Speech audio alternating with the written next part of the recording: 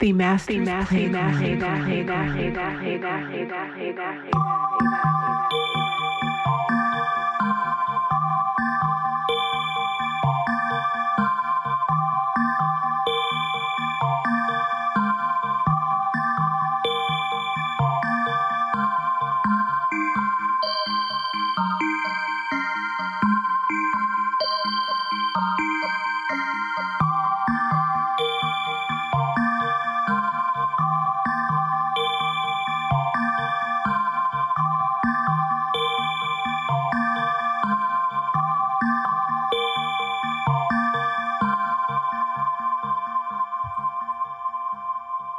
Satnam, beloveds, welcome to another beautiful Thursday evening and another beautiful episode of the Master's Playground.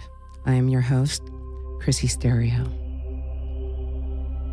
Yes. So tonight, beloveds, we are blessed. This particular evening, we have the incredible honor of welcoming Master Teacher Trainer Krishna Kaur. Satnam. Satnam. Hi, Krishna. Hello, Chrissy. Oh, it's so beautiful to have you here tonight. It really is. It's lovely to see you in your element. Oh, thank you. Thank you. Peaceful. Thank you. So, it's traditional on the Master's Playground to greet every episode by tuning in. Oh, we've got a little adjustment going on. Mm-hmm. Let's see. Let's stop and acknowledge what's happening. Yeah. Okay. Thanks, Jenny. Oh, very good. Are you comfortable, Krishna? Yes, I just want to try to reach the mic here. Yeah. That's why she was adjusting the chairs a little bit. But maybe she'll bring something to it. Should we take a moment to switch it out or anything like that? I think they're all about the same, so... Okay, so, all right, so diving back in, as I mentioned at the beginning of each episode, it is traditional here on the Master's Playground to take a moment to tune in by chanting the Adi mantra. And I was wondering if it would be okay if you could lead us this particular evening to greet the episode and greet the moment. Sure. Excellent. Very good. So we join our palms together so that there's a balance between the left and the right side of the mind and the body. And from this place of balance, we honor the elders and the ancestors. We honor the Creator and all the wisdom that exists within all of us as we tap into that place of spirit and peace. Om Namo Gurudev Namo. We'll do it 3 times. So let's inhale. Om Namo Gurudev Namo. Om Namo Gurudev Namo.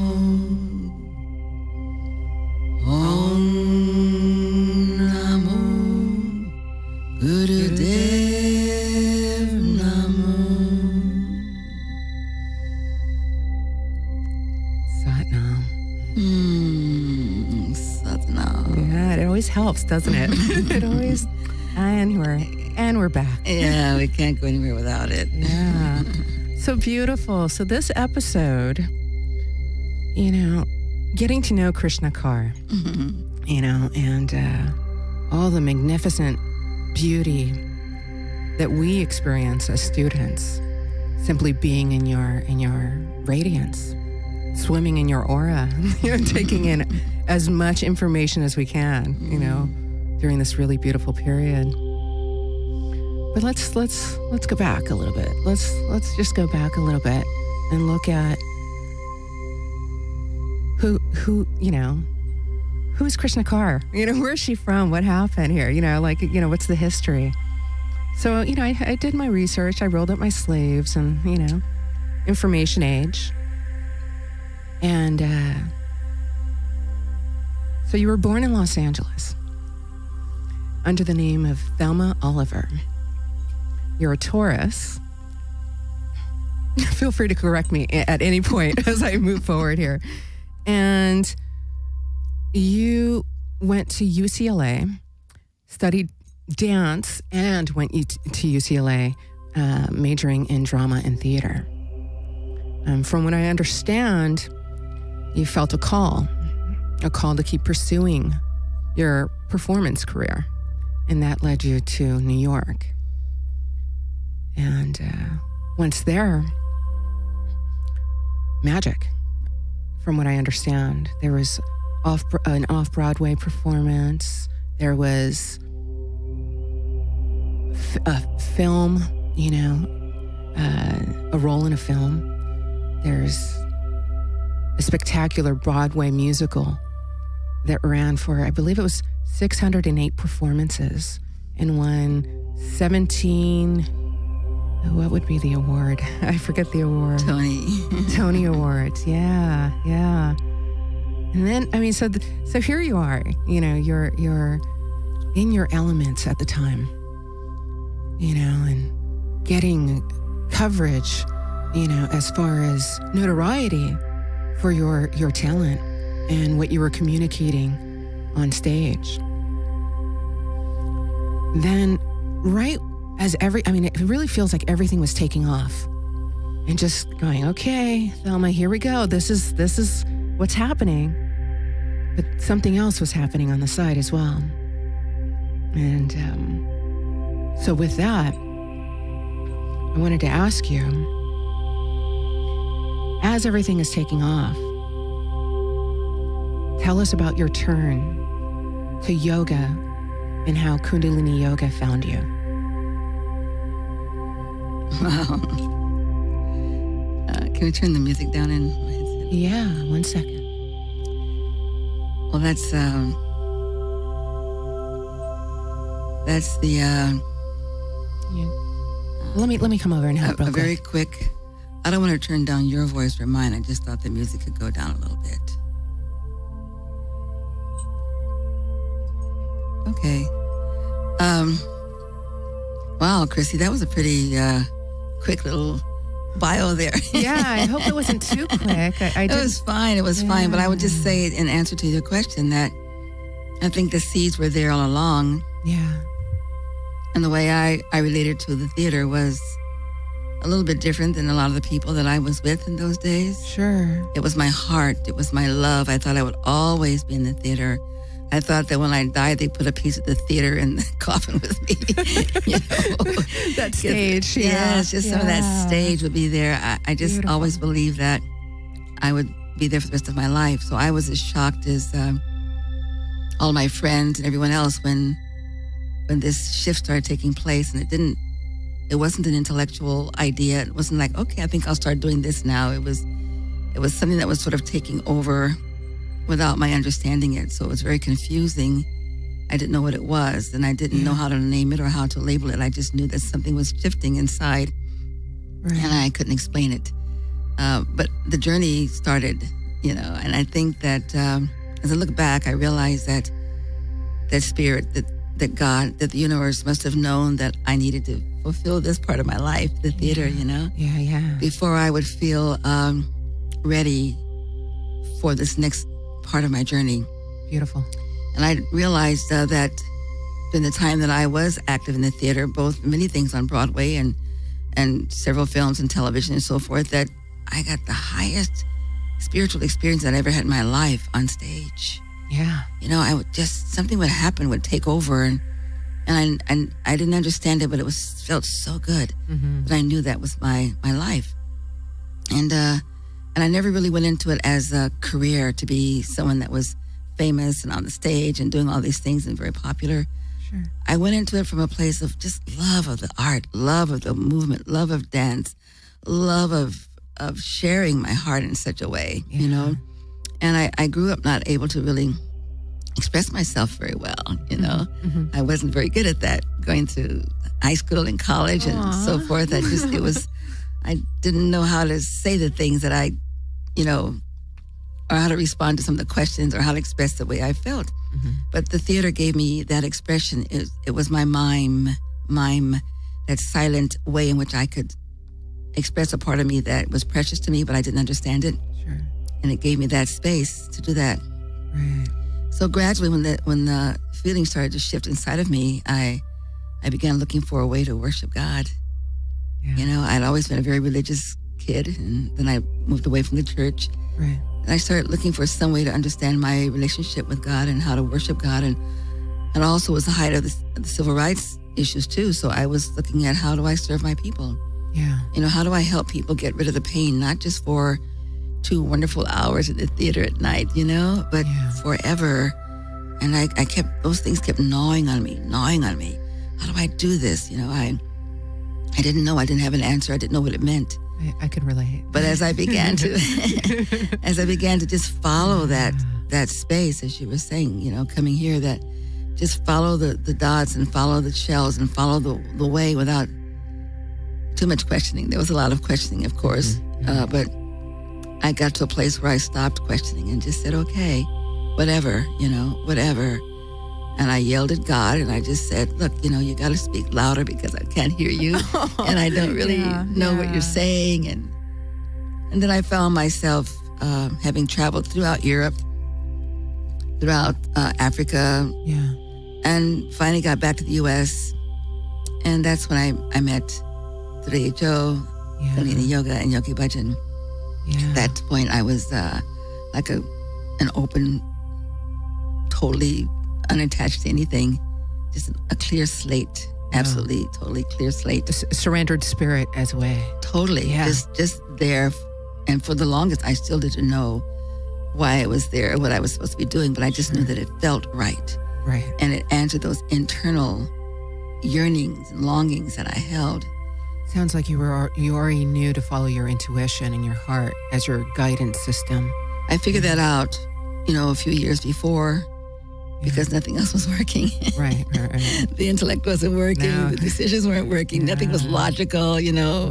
Nothing made any sense. And so what else could I do except to follow that inner voice and just trust it.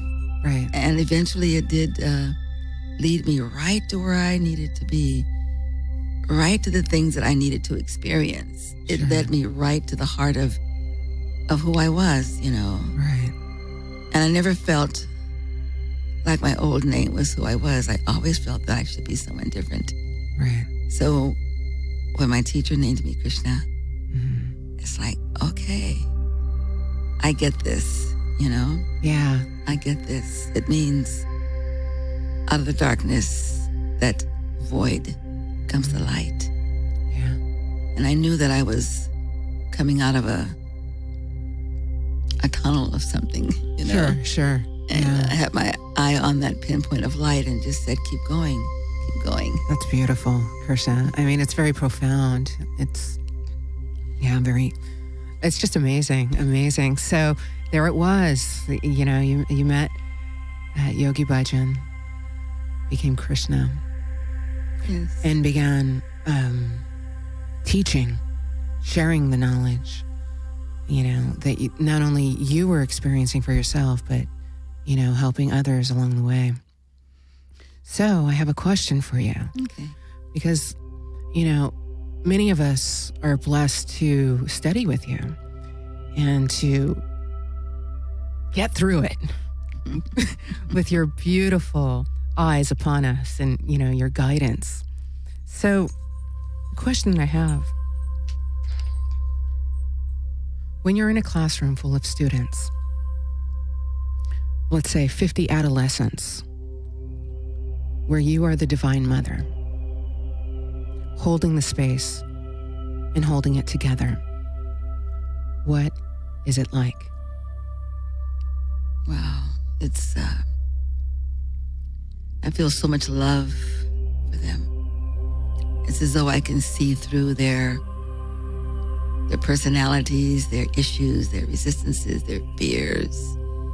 I can see through all of that, and inside of them is this precious, powerful jewel of wonder, you know, that there's so much more of them than we're allowed to see often because of the social, political situations that surround them. Yeah.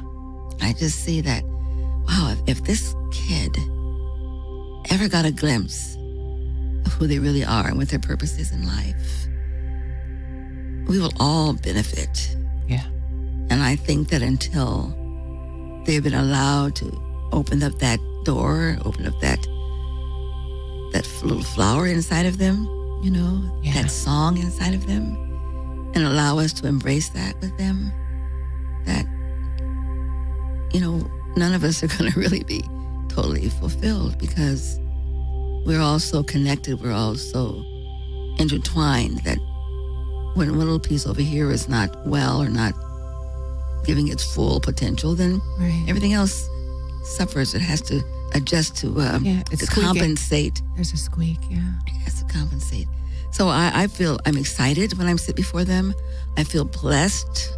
I feel like it's such a pleasure and such a blessing to be able to sit before these great beings that are covered with mud and stuff, you know, and to just tickle them a little bit with some of the teachings and experiences and the breath and the sound current of mantra and the philosophy of helping them to understand just how this world makes sense just as it is, not changing anything. Right.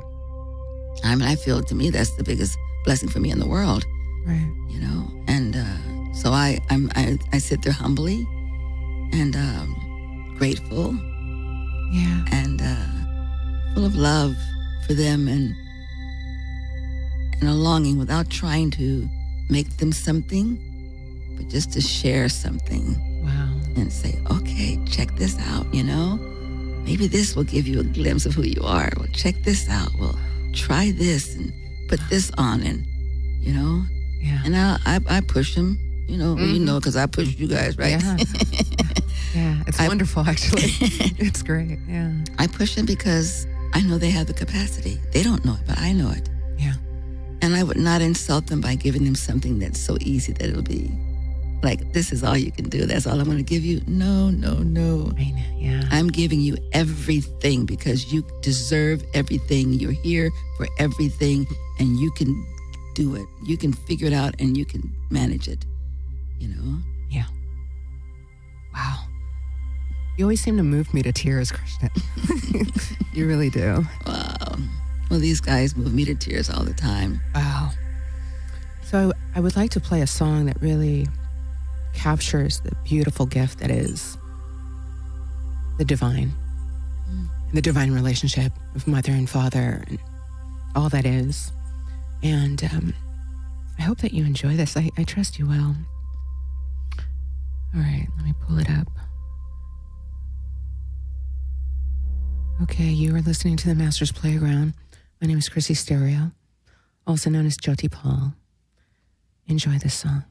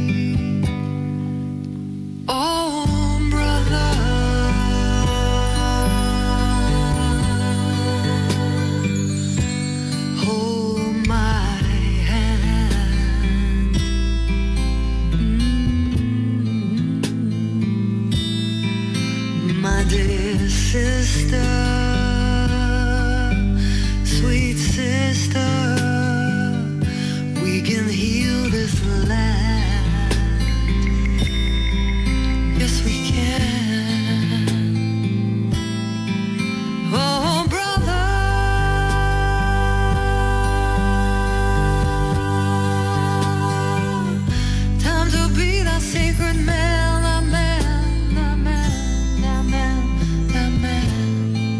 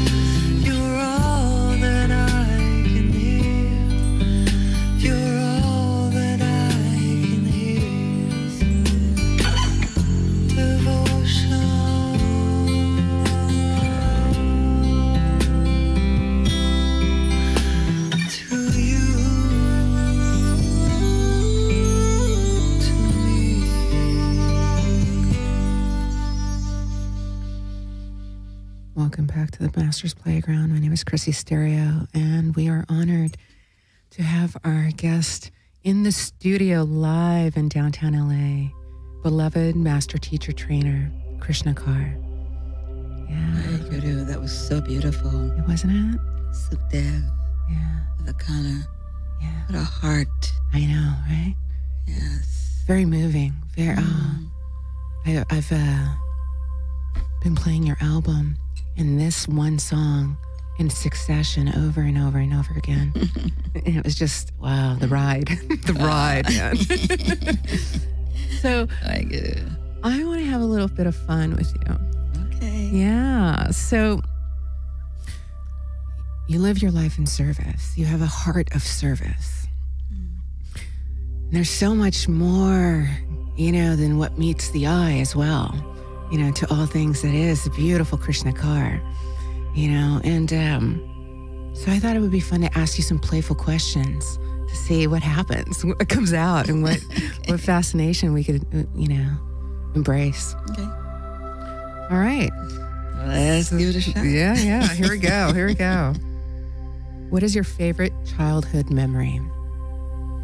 My favorite I think when I was, I guess between the ages of 7 and 12, I was quite a little tomboy.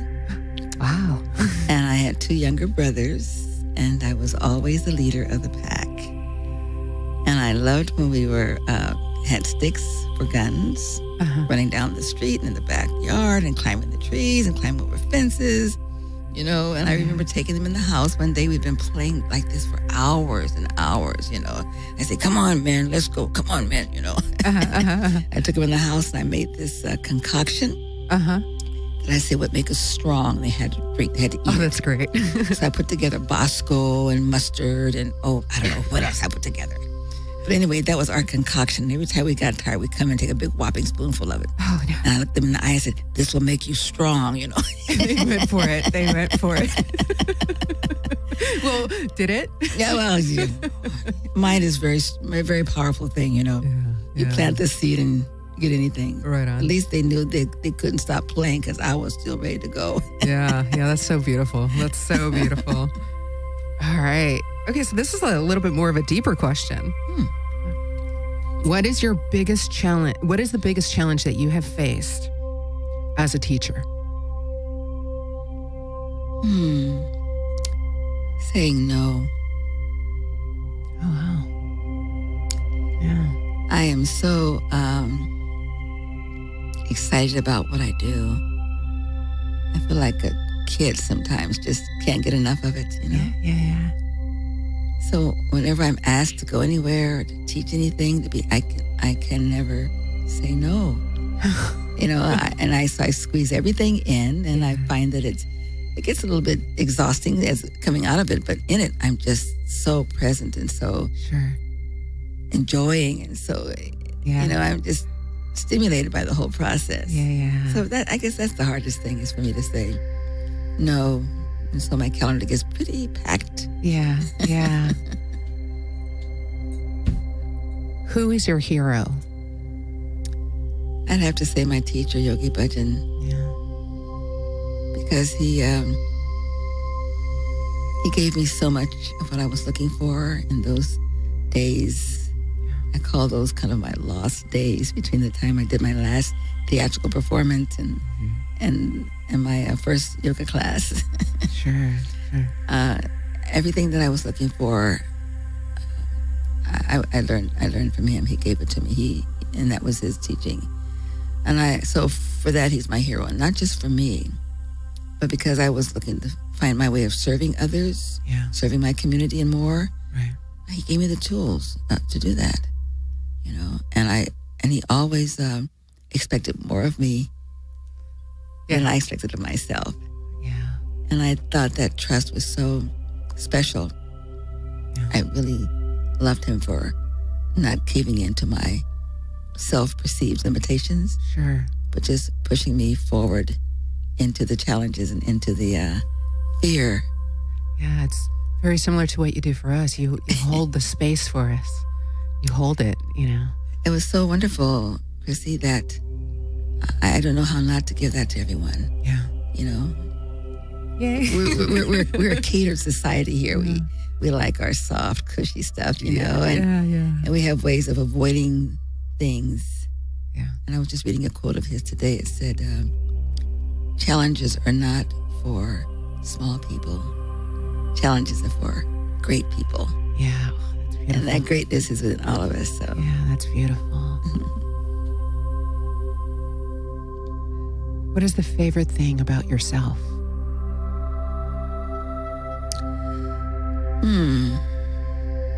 Aren't these questions fun? Yeah, they are. Makes me think a little bit about what's the favorite thing about myself. Yeah. I'm not sure how I would answer this, how I would have answered this 10 years ago. But I don't know. I think I love to laugh. Oh, yeah. I like to have fun, and I love to laugh, and I don't take myself too seriously. And that's something that I've come to. Yeah. Because I was very serious for a long time. Yeah. About everything. Look out. Yeah. Everything. I was so serious. And I thought, oh, lighten up, Krishna, you know. Yeah. Like Yogi Bhajan says, heavens are not going to fall, you know. The heavens are not going to fall. You'll be okay. So I see that now. I see that, and I think, yeah, you know, the heavens are not going to fall. So why you to enjoy the moment, you know, whatever it is. Beautiful. Okay, so you've played a variety of roles, you know, in your performing career. If you were to ever play another role again, who would it be? What character would you be, and why? Of the roles that I've played, or a new role altogether? Like if you've ever played another role again, either whatever, you know, whether it's brand new or whatever you feel. Well, let's see. I would play Maya Bhago. Educate me. I don't know who that is. Maya Bhago was a woman in the Sikh culture, history rather. And wow. She was one that encouraged the men who were fighting, who were becoming afraid and depressed and didn't want to fight anymore. So they left the battlefield and went home. Right. And Maya Bhago gathered the women together, the wives of these men, and they all said, no. You can't come home until you have finished your work, you know? Wow. And they said, either you go back or we'll go. And to me, that's like life. Yeah. You know, if we can have the courage to stand next to a friend or someone we love and say, don't give up, you know? Yeah. You can do this. Yeah. To me, that's an important message in these days, particularly because it's so hard on all of us. The challenges that we face right now, and the culture, and the society, and our family, and relationships, it's not easy. You know, and it's so, and there's so much around us that can easily distract us and encourage us to be distracted. Right. Yeah. But to stand and face that and recognize that that's such a beautiful part of who you are, is to walk through that fire, you know. Yeah. So and because she was such a powerful woman, she'd be like one of my tomboy characters. You know? Yeah. Running across the battlefield, you know, with swords waving, you know, horse riding. All this radiant power. Look out, you know. I think I'd have fun with that. Oh, beautiful. Oh, here's a tenderoni moment here. What do you daydream about? I don't really do much daydreaming. Really? I don't really do much daydreaming. I guess if I were to find a place where I'd like to be sometime to nurture myself, that would be by the ocean. Like you, I'm an ocean person. Yeah, I need the water. I like the sea. I love the salty sea. I love the waves. The air. I love the sand. I love the sun. It's like the healer for me. Yeah. And it's always been this way. So whenever I feel like I need a little healing or need a little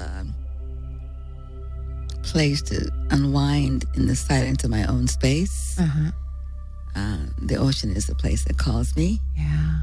And I like to sit there. And I especially like it when I hear the waves crashing on the rocks, you know. Yeah. Something about the sound of the water hitting rocks and the way that the water keeps talking as it's moving back into the sea, you know? Yeah. It's like so much magic. It's like a conversation, you know? And I sit there and say, what? You know, what? What do you want? What are you saying, you know? Maybe I'll laugh and maybe I'll just say, okay. And maybe I'll shed a few tears as they're touching something in my heart. But I feel that the water talks to me in a sense. I agree, Krishna. I could relate. I do a lot of my conversation with God, the divine, literally on the sand. You know, looking out, going, what? You know, those moments. Like, okay, what's happening right now? Okay, surrender. All right, I'm surrendering. Yeah. You know, so a lot of magic. Yeah, ocean is powerful, and it's in the Yoruba faith, which is a faith in Nigeria, in that part of Africa, the goddess of the ocean is Yamaya. So whenever I go to the ocean, and I always honor Yamaya, I do my own little ritual before I get in and just honor the feminine energy that's there with the ocean. Yeah, it's pretty cool. Well, I have some more questions, but before I, continue that list of very interesting, getting to know Krishna moments, you recently released a CD called One Creator, and it's magical, and it surprised me. I didn't know what to expect. You never know with an album, and like I mentioned a little earlier, it's been playing nonstop in my ears. We're going on, the third day. It's coming up on the third day. Yeah, man. Yeah, it's great. It's a beautiful ride. So naturally, I had a very challenging time. I'm like, okay, if I was to play one song from the album, and I have to tell you, I'm still a little stuck here. But I think, I'm going to go with one that's very sultry. It has a sultry feeling to it. So I invite everyone who's tuning in to enjoy Oh My Foolish Mind.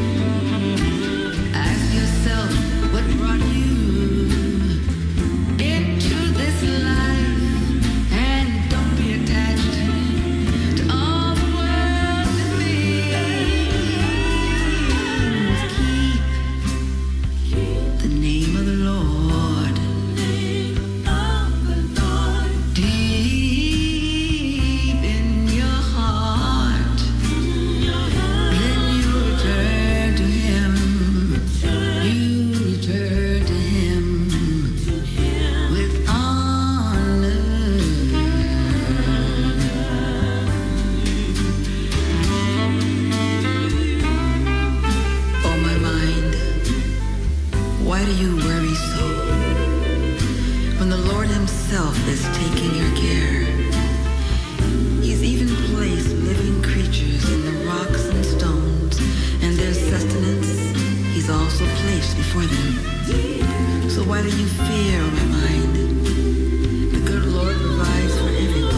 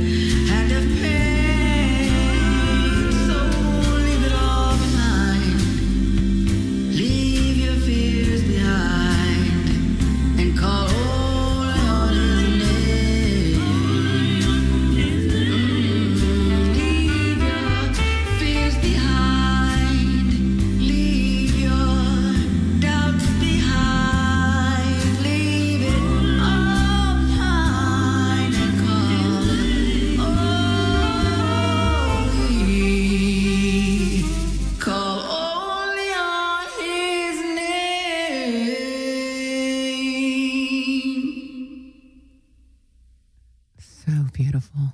Wow. Right? Hey, that was you. I know. You know, when you think about those days when you have to confront those thoughts, you know? Yeah. And say, come on, you know? Yeah. Why are you doubting yourself? Why are you afraid?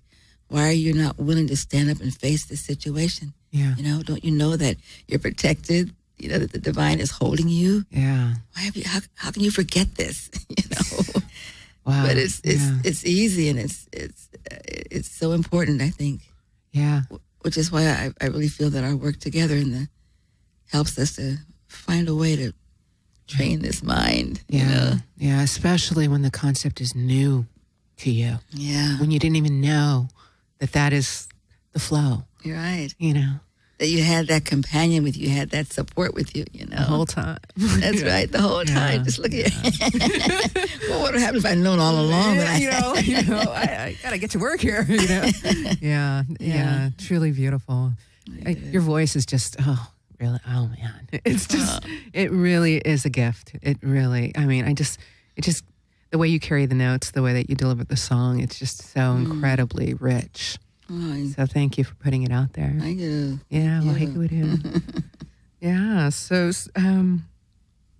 back to the playful questions. So tell us something that nobody knows about you.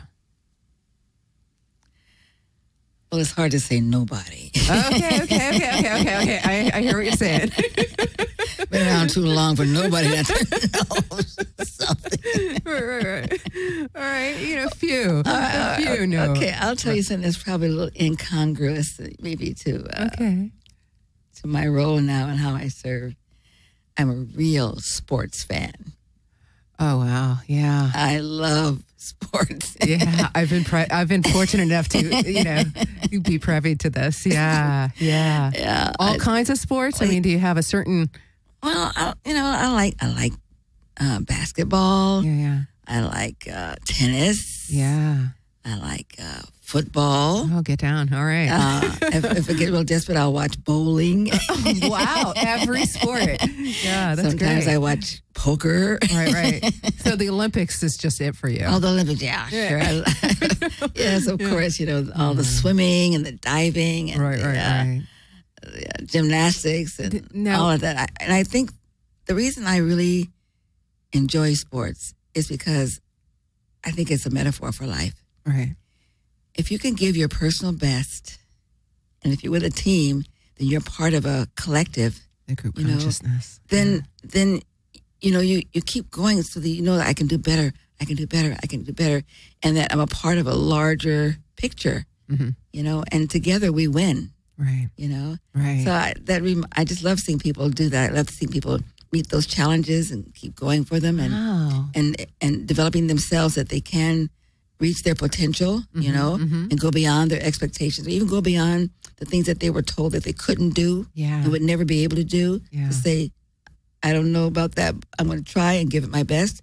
To me, I think that's so inspiring and uplifting. Oh, that's beautiful. And to see athletes come back after injuries, like Venus Williams, she had this immune system disease, and she was out for a while, but she came back and she keeps fighting and fighting because she has a love and a passion, and she doesn't want anything to stop her from being who she is and delivering what she can deliver. All right. So that's why I kind of like sports. Yeah, that's great. Okay, all right, with you and maybe a few more. Now, yeah. All right, so here's a question. You're at a podium, right? Picture it. You're at a podium. You have a microphone in front of you, and just to see all of the world is listening. All of the world. What is the message that you would like to share with humanity?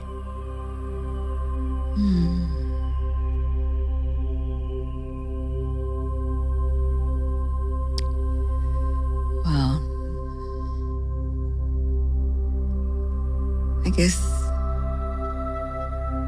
I would start out with trusting yourself, to be yourself, and to honor yourself.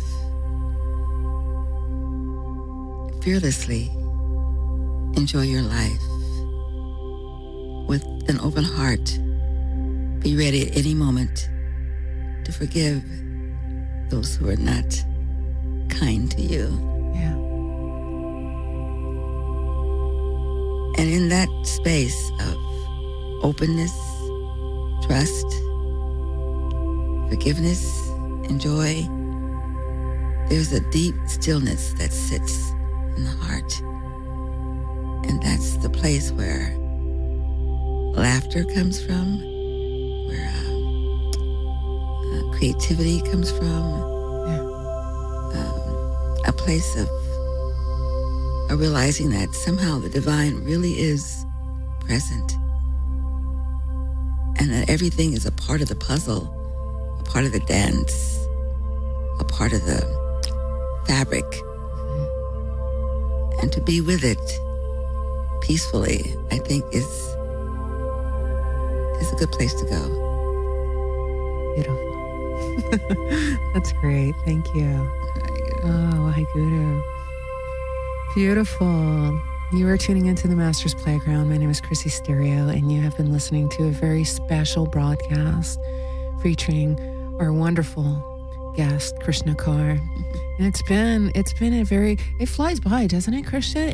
Krishna, it just completely, we literally just sat down, and here we are approaching the tail end of the show. You have that way to just make it feel so comfortable and thank you. Easy. And thank you so much, Krishna. Thank you. It's a joy to be here with you. Oh, share this space with tenderoni. you. Okay, wait. All right. That's my tenderoni dance right there. Oh. Beautiful.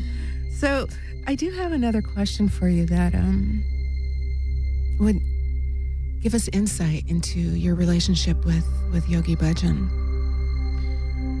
Now, I heard in, teacher's training, you shared a story of having the honor of rubbing his feet. Now, for those of us that are not privy to such an experience, right? Right? Can you tell us about, just a little bit about, or a lot, of what it meant to you? What that experience meant to you? Well, again, these questions are so multi-leveled. It's hard to dive into one little spot, Yeah. First of all, it was a blessing and an honor for me to serve my teacher. Yeah. And I think in this culture, we don't know how to do that. We don't even know how to understand that. Right. But it's really such an honor and a blessing to be able to serve your spiritual teacher. So that was the first blessing right there. Yeah. But also recognizing that the feet, it's like there's something so humble about massaging the feet, and so just to be able to do that humble work was beautiful. Then to realize that there's so much health benefits to massaging the feet with all the nerve endings in the feet, and to bring relief, to bring ease, to bring balance, you know, by just massaging his feet, but bring him so much relaxation.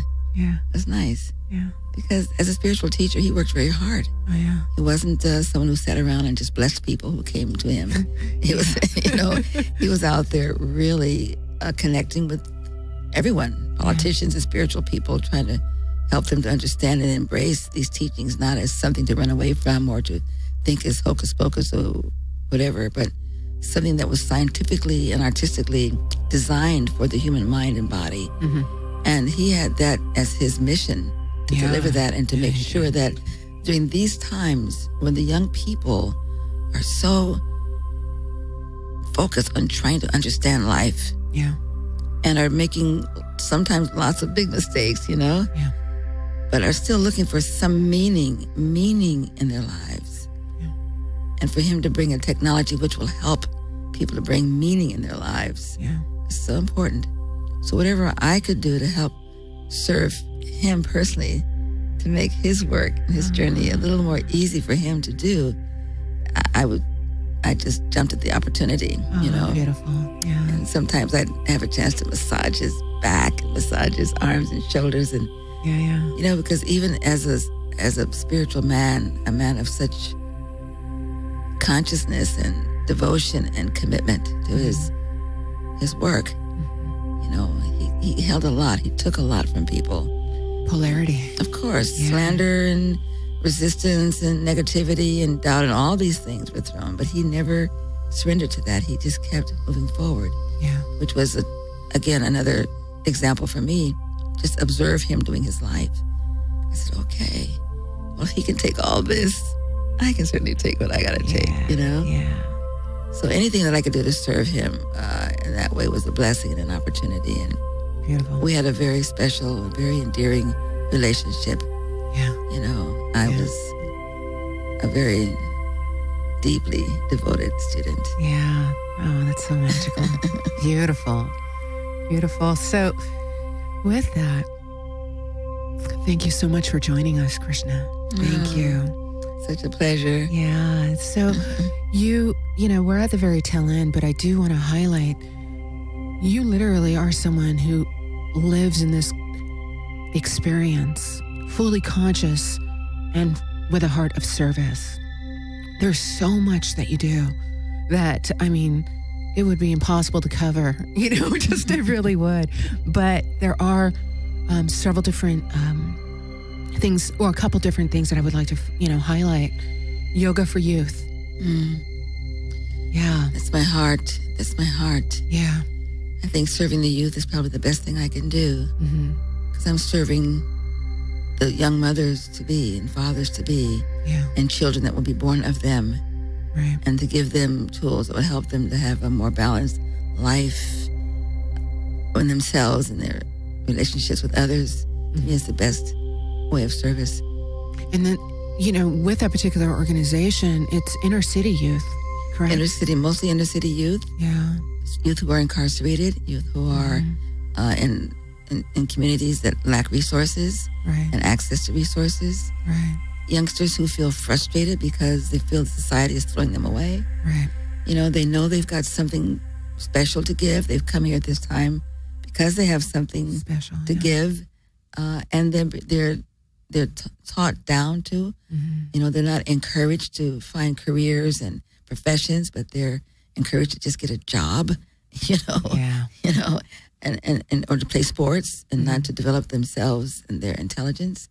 So that they're frustrated, and of course they're angry. And then of course we know that the justice system is not always just, and so there's a little of that they're also facing. You know, so I just want to hold them up and hold them in my arms and hold them in my hands and say, come on, you can do this, you know. And even though the world is not fair, you still have to be responsible for how you interact with it, because that is your cause and effect.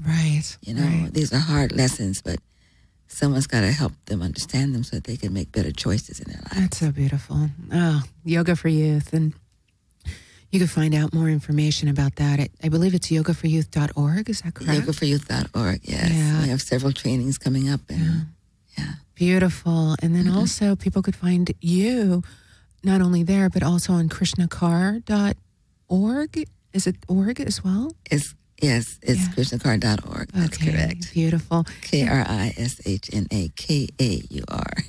Beautiful. So everyone is encouraged to visit the sites, 3ho.org as well, and just embrace whatever is being called. Embrace your calling. Yeah. Do a little searching and find something for yourself. Beautiful. That you can use to honor yourself, and do it every day until you experience some shift in yourself. Beautiful. Yeah. Let's close out the show. Now it is, I have my little traditions and my customs here. And I always end the show with what I call a blessing, which is a sunshine song, but in spoken word. But because you're here and because you're just so incredible, would you do us the honor of closing out the show with, either spoken or whatever flow you feel is right? I'd love to, Chrissy. Thank you. It's a prayer. It says, to everyone everywhere listening, and to those who are just near those listening or in their lives in any way, the prayer is that may the long-time sun shine upon you. All love surround you, and the pure light within you guide your way on. Today and forever. Satnam. Thank you so much for tuning in. Bye, loves. We'll see you next week. Mwah. Take care. Love yourself.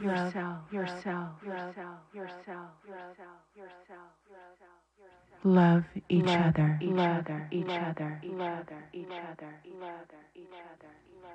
We are one. We are the divine. Blessings. The Master's Playground.